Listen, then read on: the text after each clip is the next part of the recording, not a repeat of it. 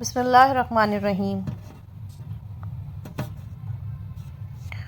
حضرت بریدہ بن حصیب رضی اللہ عنہ سے روایت ہے کہ ایک آدمی نبی کریم صلی اللہ علیہ وسلم کی خدمت میں حاضر ہوا اور نماز کے اوقات کے متعلق سوال کیا۔ آپ صلی اللہ علیہ وسلم نے فرمایا، یہ 2 دن ہمارے ساتھ نماز پڑھو۔ تو جب سورج ڈھلا، آپ نے حضرت بلال رضی اللہ عنہ کو حکم دیا تو انہوں نے اذان کہی، پھر حکم دیا تو انہوں نے ظہر کی اقامت کہی اور نماز ادا کی گئی۔ پھر نبی کریم صلی اللہ علیہ وسلم نے حکم دیا تو انہوں نے عصر کی اقامت کہی جبکہ سورج بلند، سفید اور روشن تھا۔ پھر حکم دیا تو انہوں نے مغرب کی اقامت کہی جب سورج غروب ہوا۔ پھر جب شفق غروب ہو گئی تو انہوں نے حکم دیا اور انہوں نے عشاء کی اقامت کہی۔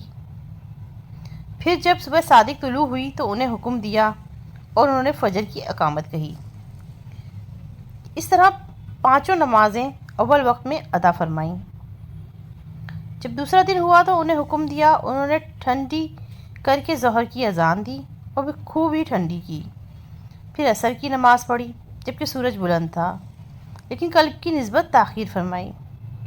پھر شفق غروب ہونے سے پہلے مغرب کی نماز پڑھی اور تہائی رات گزرنے کے بعد عشاء کی نماز ادا فرمائی۔ پھر فجر کی نماز خوب روشن کر کے پڑھی۔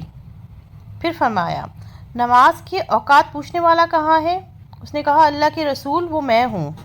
نبی کریم صلی اللہ علیہ وسلم نے فرمایا، جو اوقات تم نے دیکھے ہیں تمہاری نمازوں کے اوقات ان کے درمیان ہیں۔